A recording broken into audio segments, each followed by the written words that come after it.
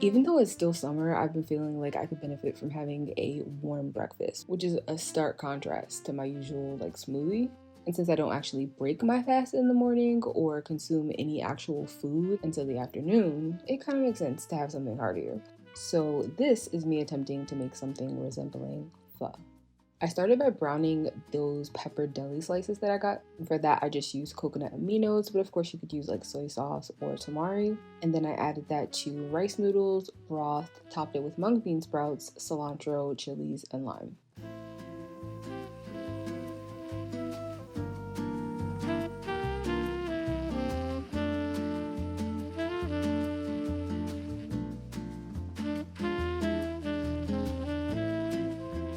Now, you know I love a sweet treat, so we're making a chia seed pudding once again. And while I do promise to make some non-dessert versions per your request, this is not that, because I've been dying to try Dubai chocolate for months. And recently thought that I finally would when I heard that Trader Joe's came out with a dark chocolate bar, but I was quickly disappointed when I got there and found out that it still had dairy in it, so I said fine, I'll just make it myself.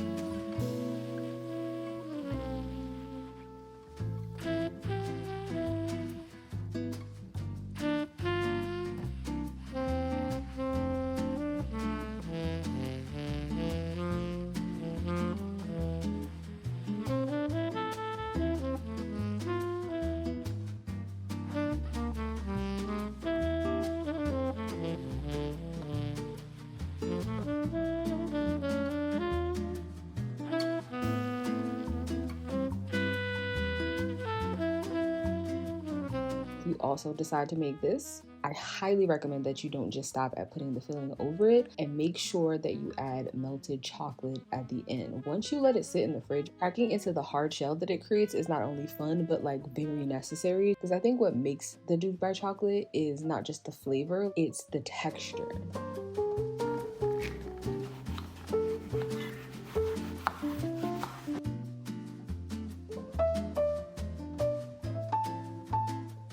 Remember the episode when I made that mortadella inspired sandwich and said it could really use some peaches and arugula? Clearly, I was very determined to make that a reality. Like, I even bought an entirely new brand of deli slices to try specifically for it, which look more like bologna now that I'm seeing it on screen. But I mean, it is supposed to look like pork, so I guess it's working.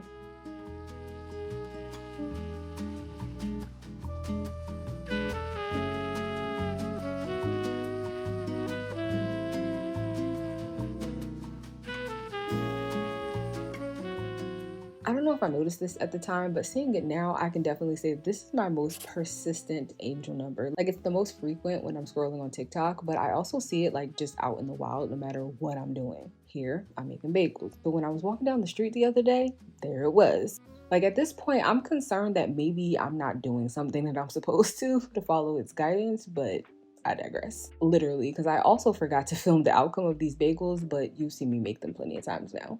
In fact, this is actually me still trying to find the perfect ratio of fresh blueberries to add where it doesn't make the dough too soft, but judging from this footage, I ain't found it yet.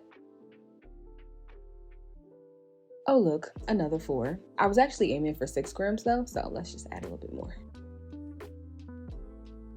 Oh, and I had someone comment in the last video that they signed up for the newsletter, but they didn't get anything. So I just wanted to let you guys know that the recipes don't go out retroactively. So if you sign up after something has already been sent, it won't auto send the previous post. Because of that, I'm resending out some recipes. Therefore, if you want to get them, make sure that you sign up. And don't forget to check that little box for updates so that I'm allowed to send them to you. Since y'all been asking for a cookbook for like the longest, I figured the least I can do is give y'all some ideas in the newsletters, because Squarespace does have a ton of options for sales. Like, it can be digital content that you can download, or like membership exclusive videos where I would say make the recipe step by step so that you can follow along with me. They even have online courses for those who offer detailed programs that need to be outlined over like a period of time. For example, if you're like a personal trainer or fitness provider. And of course, general e-commerce, like if you have tangible items, including your own custom merch, which Squarespace will actually produce and even ship for you. And like any good online tool, they offer analytics so that you can get additional information on engagement and how to better serve your clients or your community. So if you're looking to diversify, they've got all the options. All you have to do is go to www.squarespace.com/abetweene or use my code abetweene for 10% off.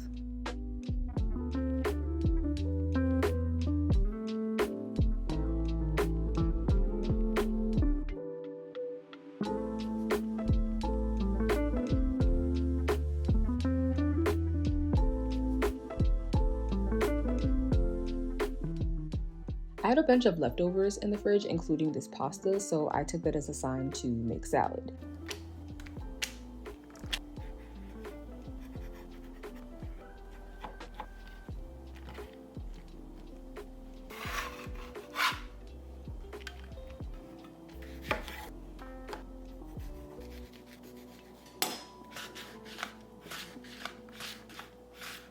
You know, like all the leftover slivers of veg from all the meals you've made over the last couple of days. I just chop it, saute it if necessary, like I did with the asparagus, and then I toss it into a sauce or a dressing. Here I made a quick vinaigrette with like shallot, Dijon mustard, red wine vinegar, spices. I think there's some fresh thyme in there too. You know, all the things.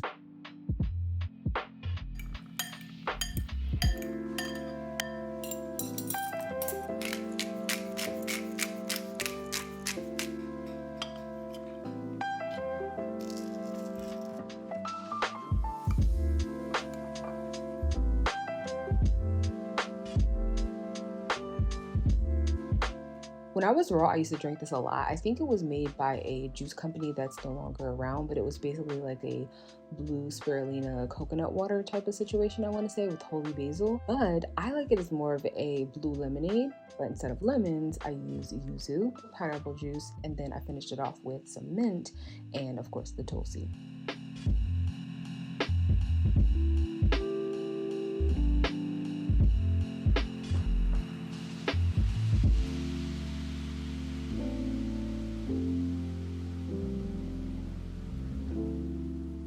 Surprisingly still obsessed with the quinoa soup.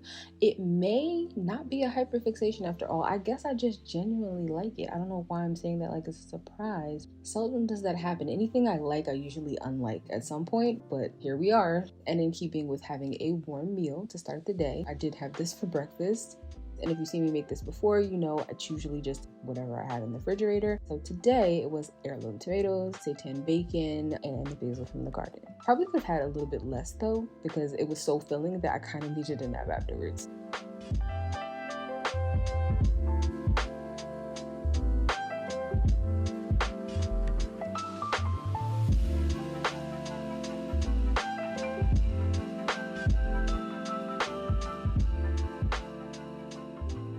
Apart from needing to stay hydrated and just like loving tea, I drink these because they're an easy way to also supplement, because I don't love everything being like in a capsule, and liquid forms absorb more quickly, which can be really useful depending on what you're taking and how quickly you need to kick in. So this particular blend is juniper berry and nettle to help with edema since I'm still recovering from some injuries, and to make it taste better, I flavored it with blackberry and sage.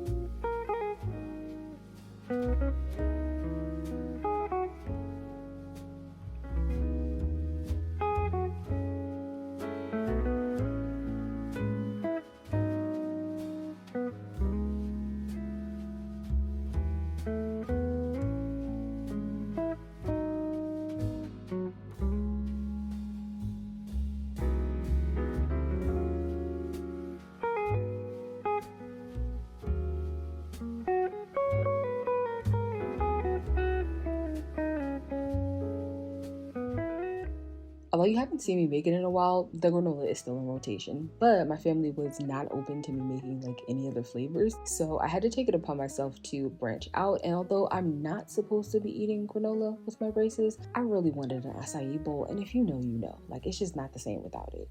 And in my mind anyway, chocolate would complement it the best.